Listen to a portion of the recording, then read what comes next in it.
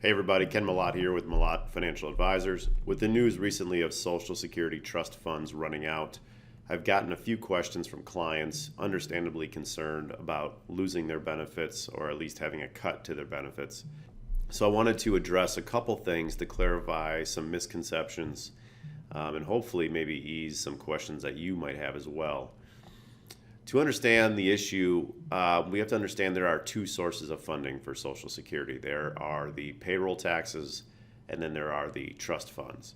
The trust funds are the accumulation of excess revenue over the benefits from decades past. And so when the payroll taxes are not sufficient to cover the benefits, the shortfall can be funded with the trust funds. And so the news that came out recently was about the trust funds being extinguished by around 2035. But even if that were to happen, the payroll taxes would continue, and so some degree of benefits would continue to be paid out.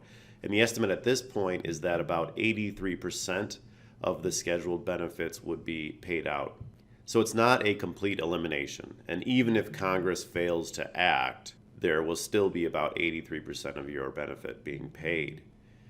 It's unlikely, however, that Congress would not act to extend the solvency of the program. In fact, they had to do this back in 1983 when they were within months of the trust funds running out. And at that time, the changes they made were to delay or increase the retirement age from 65 to 67. However, that didn't take effect until the year 2000, 17 years later. So even if you were, 48 years old, 50 years old in 1983, that change still did not affect your benefit and your scheduled timeline. Another change they made in 83 was to begin taxing the Social Security benefits if your adjusted gross income exceeded certain amounts. So it would subject the Social Security benefit to taxation, the revenue from which would go to fund the program. So those are the two key reforms from 1983.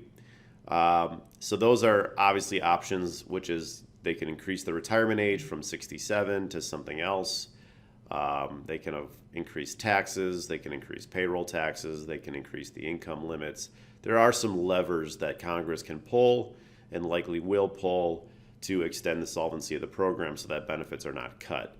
If we understand politics, we know money talks, and the retiree demographic is very large and growing by the day. There's a lot of money behind them, and so it's pretty much political suicide if Congress fails to act. So in summary, I'm 40 years old, so it's very possible I will see some sort of impact to my Social Security benefits.